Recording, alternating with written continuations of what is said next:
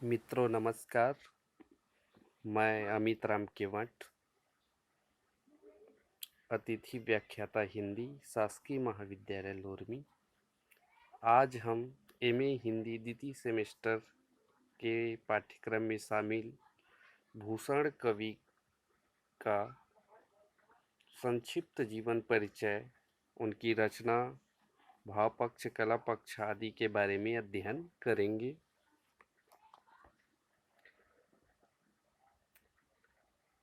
भूषण स्वयं वीर थे तथा वीरता के आश्रय में उनकी प्रतिभा पल्लवित हुई।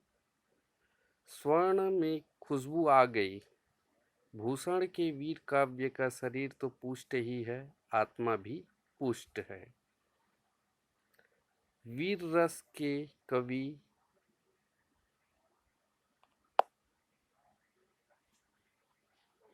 भूषण अपने युग की महान देन थी।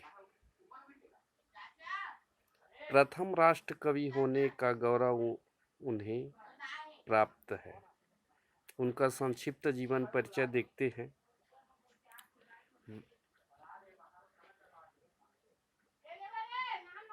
भूषण अत्याचार एवं शोषण के घोर विरोधी थे। नैतिकता, सदाचार तथा निर्भयता के उपासक थे। इनका जन्म सन 1613 में हुआ। इनका जन्म स्थान कानपुर, उत्तर प्रदेश है। भूषण ने अपनी शैशवावस्था की आंखें यहीं पर खोली। यह स्थान कानपुर जनपद के अंतर्गत तिकवापुर गांव में इनका जन्म स्थान माना गया है। इनके पिता का नाम रत्नाकर था तथा इनके दो भाई थे, चिंतामणि एवं नीलकंठ। रचना, भूषण की रचना देखते हैं। भूषण के प्रमुख ग्रंथों में शिवराज भूषण पहला ग्रंथ है। इसके अलावा भूषण के दो काव्य ग्रंथ और भी उपलब्ध हैं। एक शिवा बावनी, दूसरा छत्रसाल दशक। प्रथम में 52 छंद तथा द्वितीय में 10 छंद हैं।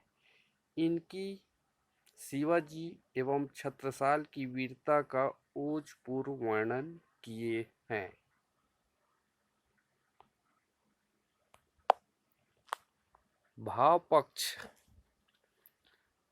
भाव पक्ष में उन्होंने वीर रस का अतिशयोक्तिपूर्ण वर्णन किए हैं। भूषण वीर रस के कवि हैं।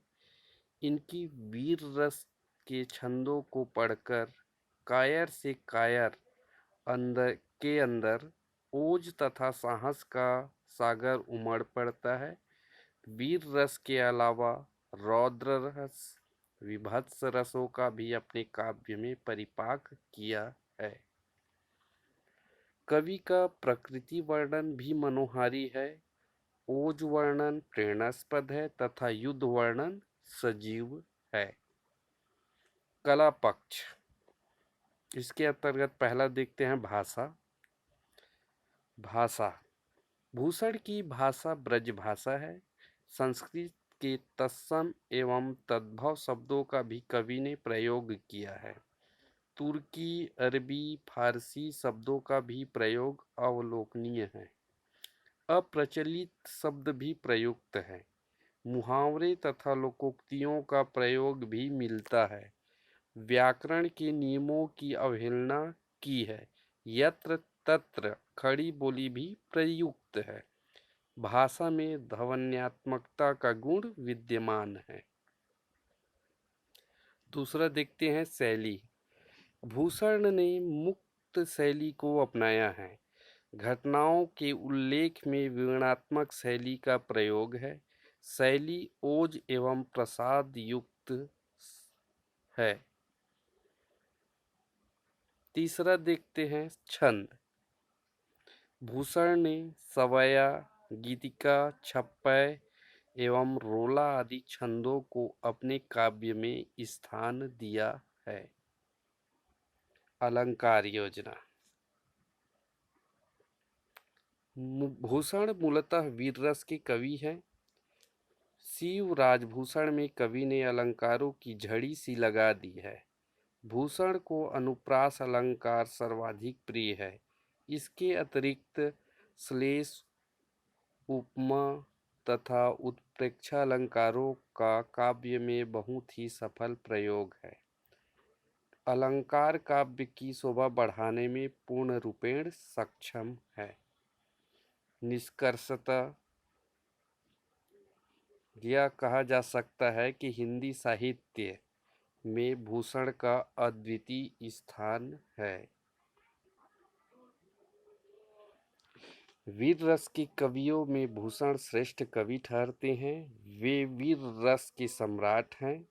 उन्होंने अपने युग के वीर पुरुषों का चयन करके इनकी शोभा गाथा का बखान किया है। वीर पुरुषों की यह वीरुदावली जन सामान्य को झंझोर कर उत्सर्ग तथा बलिदान के लिए प्रेरित करती है।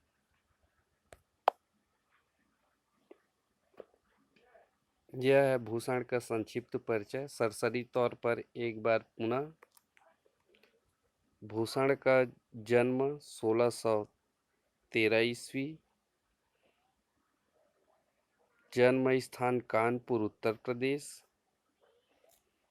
पिता का नाम रत्नाकर,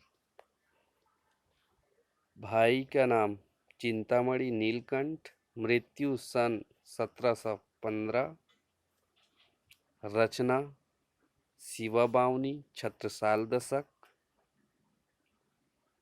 भाव भूषण की काव्य कला को देखते हैं। भाव पक्ष वीर रस का वर्णन, कला पक्ष में भाषा, दूसरा शैली, तीसरा छंद, चौथा अलंकार।